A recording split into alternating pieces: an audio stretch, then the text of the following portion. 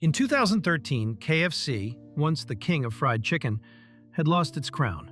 Stores were closing, sales were tanking, and the brand that built an empire on a secret recipe was fading into irrelevance.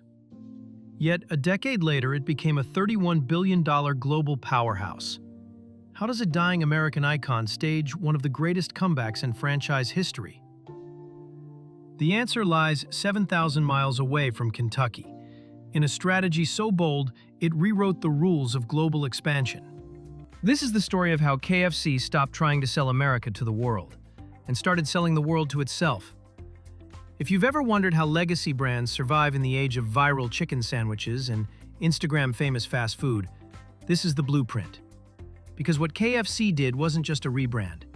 It was a complete identity shift. And it started with a confession. Their biggest market wasn't home anymore. It was halfway across the globe, in a country where fried chicken had never been part of the culture, until KFC made it one. But here's the real shocker. Most analysts missed it happening in real time. By the early 2000s, KFC was bleeding in its birthplace. US sales had been sliding for years, and by 2024, they dropped 4 to 5% for 3 consecutive quarters. Millennials weren't just ignoring KFC, they were actively choosing competitors. Chick-fil-A and Raising Cane's were stealing customers with cleaner menus and sharper branding. Surveys revealed a brutal truth. Younger diners saw KFC as their grandparents' brand. Outdated, greasy, stuck in the past. Only 4,075 US restaurants remained, a shadow of its former dominance. The menu hadn't evolved, the stores felt dated, and the bucket that once symbolized American comfort food now felt like a relic. KFC was facing an existential crisis. Adapt or disappear. But few people noticed what was happening on the other side of the world. In 2016, KFC made a decision that would define its future.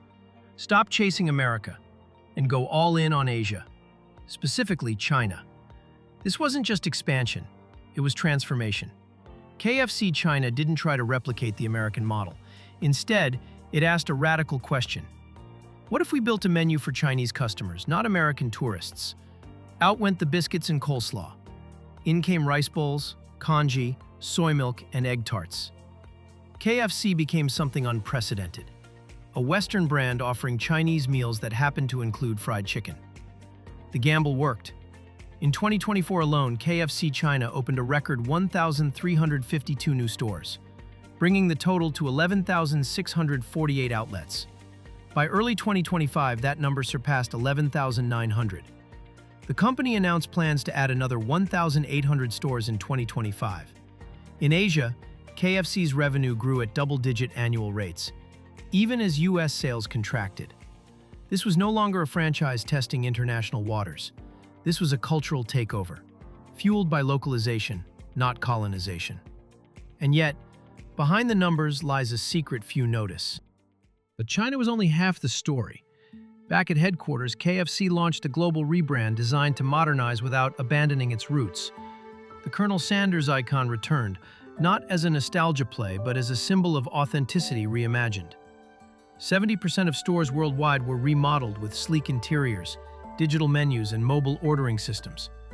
The old red and white branding got sharper, the experience got faster, and the menu got smarter, balancing global classics with hyper-local innovation.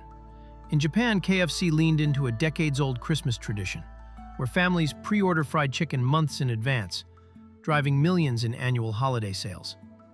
In India, the brand introduced vegetarian options. In the Middle East, halal-certified meals. Each market got its own version of KFC, tailored to local tastes, while maintaining the core product. The results were immediate. Global same-store sales jumped 5.6% post-rebrand. Digital integration accelerated, and KFC stopped being an American export. It became a global platform. This wasn't just growth, it was reinvention at scale. Today, KFC operates 31,980 restaurants across 150 countries. In 2023 alone, the brand added 2,700 new stores in 96 nations. Global system sales now exceed $30 billion, making KFC the world's largest chicken franchise. not by accident, but by design. The empire that nearly collapsed in its home market rebuilt itself overseas. China, once a secondary market, now drives the majority of KFC's growth and represents the franchise's single most valuable region. The US may have moved on, but the world doubled down. And the secret wasn't better chicken, it was better strategy.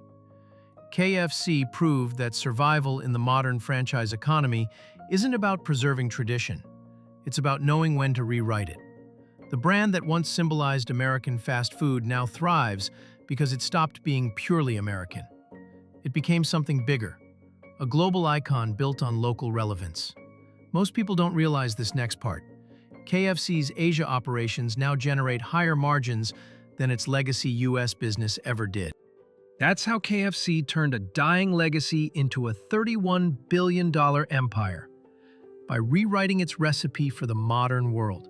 The lesson isn't just about fried chicken. It's about adaptation. When your home market turns cold, find warmth elsewhere. When your brand feels old, make it timeless. And when the world changes, don't resist. Reinvent. KFC didn't save itself by clinging to Kentucky. It saved itself by becoming Chinese, Japanese, Indian, and 100 other identities at once. The Colonel's recipe may be secret, but the strategy is clear. Localize or fossilize. Hello, Viewlist. If you want to see how other iconic franchises are reinventing themselves in the age of disruption, subscribe to Franchise Quick Take, where we decode the billion-dollar strategies behind the brands you thought you knew.